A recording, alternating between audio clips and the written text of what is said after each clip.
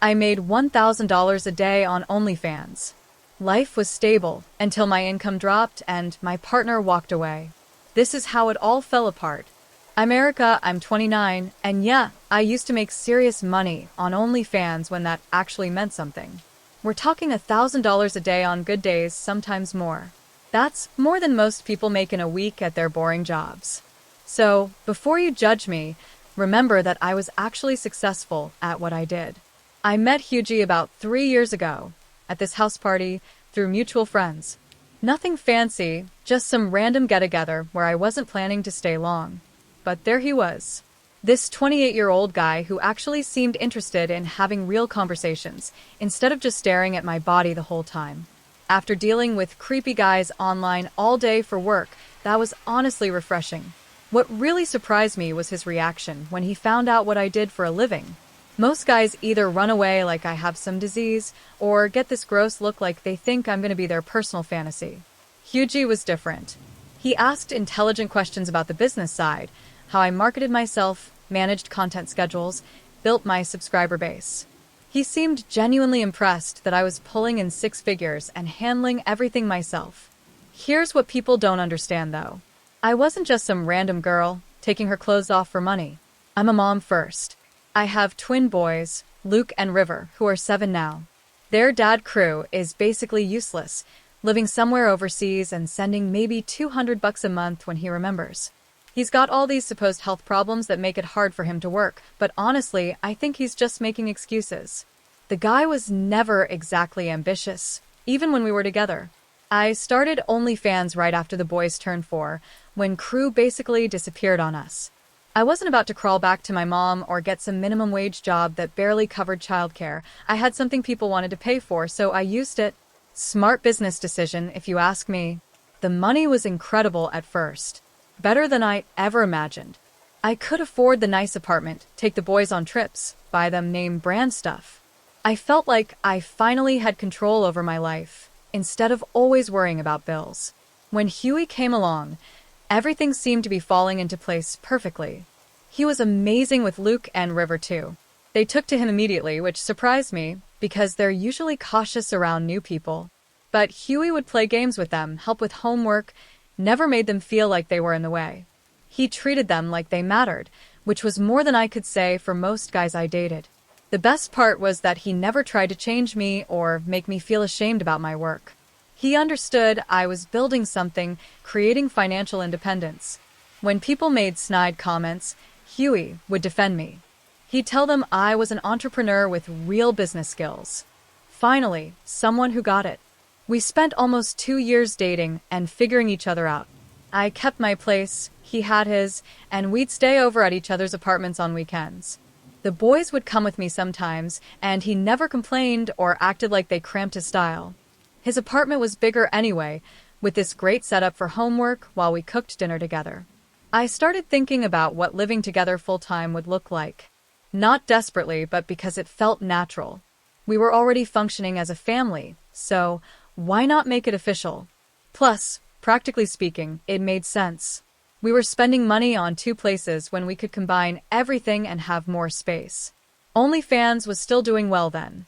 I had this solid subscriber base and knew exactly what content performed best. My whole routine was down: posting schedule, fan messaging, business management. It felt sustainable, like I could keep building our nest egg while the boys got older. Huey seemed genuinely proud of what I'd accomplished. He'd brag to his friends about how successful I was, which was such a change from guys who wanted to keep my work secret. He understood I was making more money than most people our age and respected the hustle it took. When we started talking about moving in together, everything felt so right. The boys were excited about having Huey around all the time, and he seemed just as excited about becoming a bigger part of their lives. We spent hours looking at places online, talking about what kind of space we'd need and what neighborhoods would be best for school. I thought I had finally figured out how to have it all: a career that gave me financial freedom, a partner who supported me, and a family situation that worked for everyone. The boys had a stable male figure. I had someone who understood my ambitions, and Huey had us. It felt like we were building something real together. But then OnlyFans started changing everything. New policies, algorithm changes. Different types of creators getting prioritized. Content that used to perform amazingly was barely getting views. My regular subscribers weren't seeing my posts unless they specifically looked for them. Within a few months, my daily income dropped from $1,000 to maybe $300 on good days. Some days I was lucky to clear $200. I watched my monthly earnings go from $30,000 to $15,000, then $10,000, then barely enough to cover basic expenses.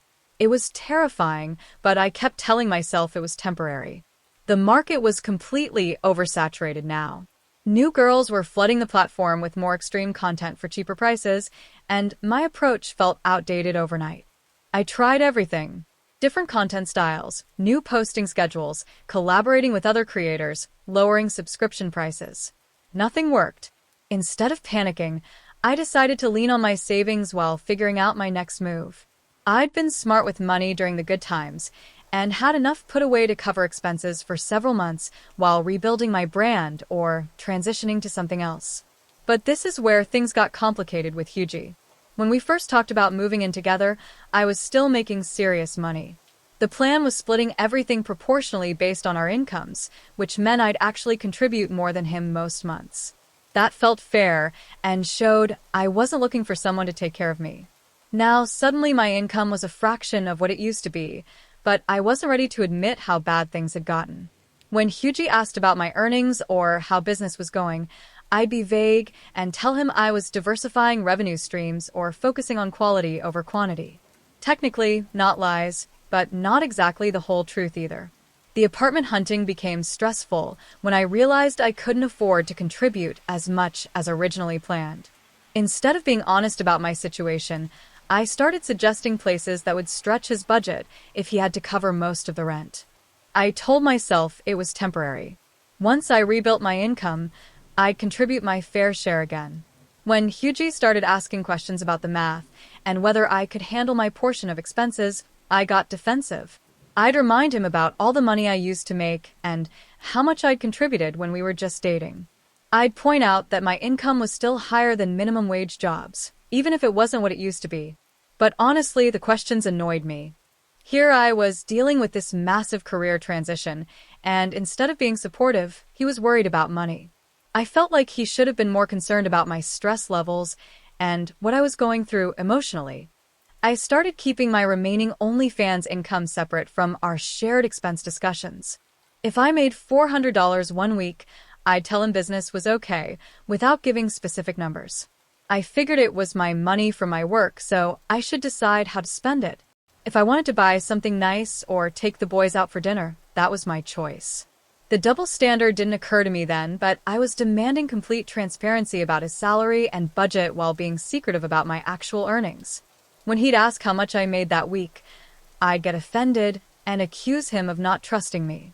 But when it came to his paycheck, I wanted to know exactly what was coming in and where every dollar was going. Looking back, I can see how my behavior was shifting, but at the time it felt justified. I was going through a difficult transition, and I needed patience and support, not interrogation about finances. I felt like Hughie should have been more understanding about the unique challenges I faced as a content creator in a changing market. The boys' expenses weren't going anywhere either. They needed new clothes, school supplies, activities, all the normal kid stuff that costs money, whether you're making $1,000 a day or $200. Crew's support was still basically non-existent. He'd send $50 here and there and act like he was being generous. I started resenting the pressure to find traditional employment. After making more in a month than most people made in a year, the idea of applying for office jobs paying $15 an hour felt degrading. I'd been my own boss, set my own schedule, built something from nothing. Why should I go backwards just because one platform changed their policies? When Hughie suggested I could take time as a stay-at-home mom while figuring out my next career move, it honestly sounded perfect. The boys were at an age where they'd benefit from having me around more. And it would give me time to explore opportunities without pressure of immediately replacing my OnlyFans income. At first, it seemed like he was being genuinely supportive about my situation. He recognized I'd been the primary breadwinner for my kids for years, and maybe it was time to let someone else handle the financial stress. It felt like he was stepping up and showing he was serious about our relationship and future as a family. But I could tell he was worried about the money aspect. He'd make comments about budgeting and being careful with expenses, which felt like criticism of my spending habits. I wasn't being reckless. I was just used to a lifestyle, and I didn't think we should live like we were broke just because my income was temporarily reduced. Once Hughie mentioned the stay-at-home mom idea, I couldn't stop thinking about it. The more I considered it, the more perfect it seemed for everyone. The boys would have me around consistently. I wouldn't have to deal with rebuilding my OnlyFans income or finding some degrading traditional job, and Hughie would get to be the provider for our family. I started researching apartments that would work for our new dynamic. Since I'd be home with the boys, we'd need more space and a better neighborhood with good schools. I found these amazing 3-bedroom places with everything we needed. Space for homework, nice kitchens for real meals, even little office areas where I could explore new business opportunities. The only issue was these places were at the top of Hughie's budget, but I figured that's how it worked when you're supporting a family. He'd been living in his bachelor pad for years, probably not spending much besides on himself. Now he had the opportunity to invest in something meaningful, our future together and the boys' stability. When I showed him the apartments, he seemed hesitant about rent prices. He kept talking about wanting money left over for savings and unexpected expenses. I tried explaining that sometimes you have to spend money to create the life you want. These weren't luxury places. Just nice, family-friendly apartments in decent neighborhoods. I could tell he was stressed about the financial responsibility, so I framed everything in terms of what was best for Luke and River.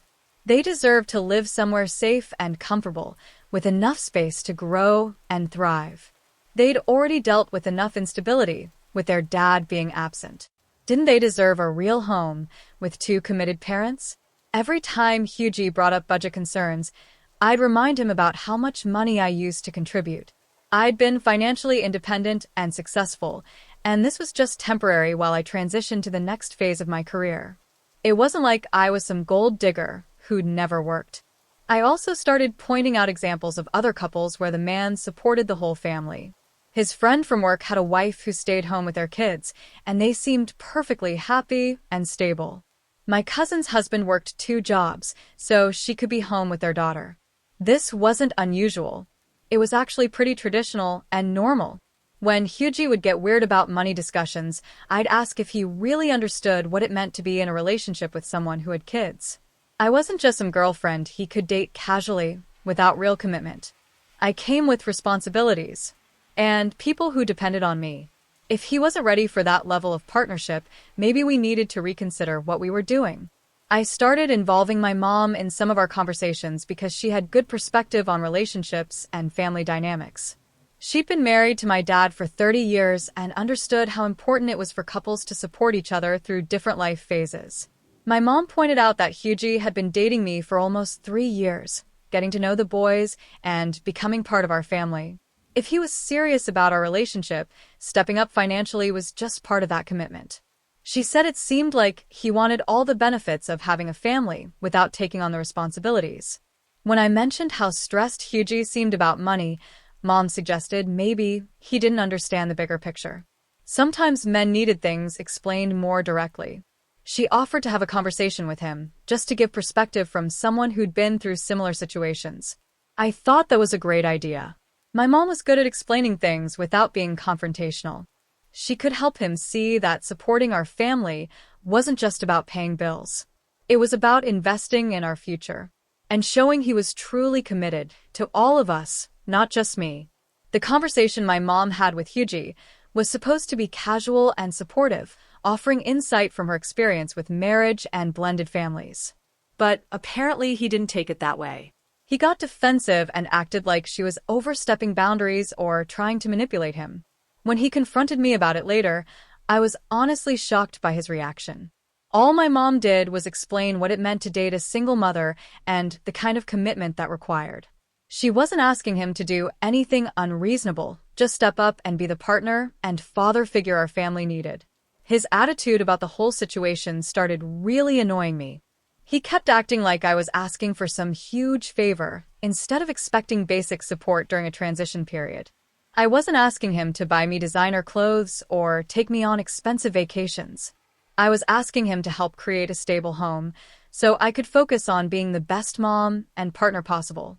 The fact that he was being so resistant made me question whether he was really as committed as I thought. If he couldn't handle supporting us financially for a few months while I figured out my next career move, what would happen if we got married and faced real challenges? Was he going to bail every time things required sacrifice? I started feeling like maybe I'd misjudged his character. When things were easy and I was making good money, he was happy to be supportive and proud of my success. But now that I needed him to step up and carry more financial load, he was showing his true colors. It made me wonder if he'd ever been serious about building a future together. 2 weeks after our big conversation, Hughie finally gave me his answer. And it wasn't what I wanted to hear. He said he'd been thinking about everything I'd said, and while he cared about me and the boys, he didn't feel ready to take on financial responsibility for our entire family. He claimed it wasn't about not wanting to be with us, but about being realistic about what he could handle. I was honestly shocked. After 3 years together, after getting to know Luke and River and becoming part of our daily lives, he was basically saying when it came down to it, he wasn't willing to step up for us. All his talk about caring about the boys and wanting to build a future together was apparently just words. What made it worse was how he tried to frame it like he was being responsible and mature by knowing his limits. He kept saying things like, I don't want to promise something I can't deliver, and I think it's better to be honest now than struggle later. It felt like he was trying to make himself sound noble for basically abandoning us when we needed him most. I told him that if he really cared about us the way he claimed, he would find a way to make it work. Other men managed to support families on similar incomes all the time. The problem wasn't that it was impossible. The problem was that he didn't want it badly enough to make necessary sacrifices. He got defensive and started talking about how I was moving the goalposts and that supporting a family of 4 wasn't what he'd signed up for when we started dating. That really made me angry because I'd been completely upfront about having kids from day one. If he didn't want the responsibility that came with dating a single mom, he shouldn't have gotten involved with me in the first place. The conversation got heated when I pointed out that his reluctance to support us financially showed he wasn't as committed to our relationship as he'd always claimed. If he really saw a future with us, investing in our family's stability should have been an easy decision, not something he had to agonize over for weeks. That's when he said something that really showed his true character. He told me he felt like I was trying to manipulate him into a situation he wasn't comfortable with, and that involving my mom in our private discussions had crossed a line. He accused me of using emotional manipulation instead of having honest conversations about expectations. I couldn't believe he was trying to turn this around on me, like I was the problem. All I'd done was be clear about what our family needed and what I expected from a serious relationship. If that felt like manipulation to him, maybe it was because he knew his position was selfish and indefensible. By the end of that conversation, I realized Hughie wasn't the man I thought he was. When things were easy and I was financially independent, he was happy to enjoy the benefits of our relationship. But the moment I needed him to step up and take on real responsibility, he showed his true colors. I told him that if he wasn't ready to be a real partner and father figure to the boys, then we were done. I wasn't going to waste more time hoping he'd eventually grow into the role our family needed him to play. Luke and River deserved better than someone who saw them as a burden instead of a blessing. The week after I told Hughie to either commit or leave was honestly one of the hardest weeks of my life.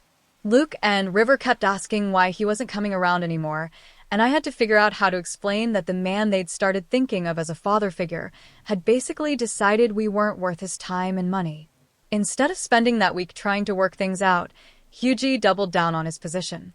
He came by to get his stuff and acted like I was being unreasonable for expecting him to support our family. He kept saying things like, I hope you can understand my perspective, and I really do care about you and the boys, but his actions showed exactly how much he actually cared. After he left with his belongings, I had to face the reality of my situation. My OnlyFans income was still basically non-existent. I had 2 kids depending on me, and I was back to being a single mom with no support system. The savings I'd built up were running low, and I needed to figure out how to replace that income quickly. I tried going back to OnlyFans with renewed focus, thinking maybe I could rebuild my subscriber base if I really committed, but the platform had changed so much I felt like I was starting from scratch. All the strategies that used to work were obsolete, and the competition was fierce. The few $100s I was making each month wasn't even covering basic expenses, let alone allowing me to maintain the lifestyle I'd gotten used to. I started dipping into savings more and more, watching the account balance get smaller every week. I applied for traditional jobs, but it was humiliating after years of being my own boss and making serious money. The interview process was degrading, especially when potential employers found out about my OnlyFans background. Some would get weird about it, either rejecting me immediately or making inappropriate comments. The jobs I could get paid barely above minimum wage, which was laughable compared to what I used to make. Even working full-time, I'd need childcare for Luke and River, which would eat up most of my paycheck. The math just didn't work. Meanwhile, I started seeing posts on social media that made my blood boil. Hughie was out there, living his best life, posting pictures from restaurants and weekend trips like he didn't have a care in the world. He was spending money on entertainment while my kids and I were struggling to make ends meet. What made it worse was that mutual friends were still hanging out with him like nothing had happened. They didn't understand that he'd basically abandoned his responsibility to our family when we needed him most. People only saw his side, the version where I was some unreasonable woman who expected too much. 6 months after Hughie left, I was forced to move into a much smaller, cheaper apartment in a worse neighborhood. The boys had to change schools, which disrupted their friendships and routines. Everything about our lives got smaller and more stressful, all because one person couldn't step up and do what was necessary for our family. 8 months after our breakup, I found out through mutual friends that he was dating someone new. Some woman with a stable career and no kids, someone who probably made his life easier, instead of more complicated. It confirmed everything I'd suspected about his real motivations for leaving us. The fact that he could move on so quickly proved that our relationship had never meant as much to him as it did to me and the boys. We were just a temporary chapter in his life, something he could walk away from when it became inconvenient. Meanwhile, his absence left a permanent impact on our family. 3 years later, I found out the final insult. He and his wife were expecting their first child together. He was going to be a father to some other kid, while abandoning the children who'd already started thinking of him as a dad. The hypocrisy was staggering. Now I'm 32, working a job I hate for money that barely covers our basic needs, living in an apartment that's too small and run down for my standards. My children are growing up in a situation far below what I'd hoped to provide for them, all because other people couldn't step up when we needed them most. People want to act like I made bad choices or had unrealistic expectations, but the truth is, I was failed by people who should have supported me. I was a successful entrepreneur who hit a rough patch and needed temporary assistance to transition to the next phase of my career. Instead of getting that support, I was abandoned. The system is designed to keep single moms struggling, and people like Hughie make it worse by taking advantage of our situation and walking away when real responsibility is required. They get to enjoy the benefits of having a family without any of the long-term commitment or sacrifice. I'm not the same person I was when this started. The optimism and trust one used to have are gone, replaced by realistic understanding of what people are actually willing to do for each other. I've learned that you can't count on anyone besides yourself, and most people will prioritize their own comfort over your family's well-being every time. But I'm still here, still fighting for my kids, still trying to build something better for us despite everyone else's failures. Luke and River deserve more than what they've gotten so far, and I'm going to keep working toward giving them that, even if I have to do it completely alone. Because unlike the men in our lives, I don't get to walk away when things get difficult.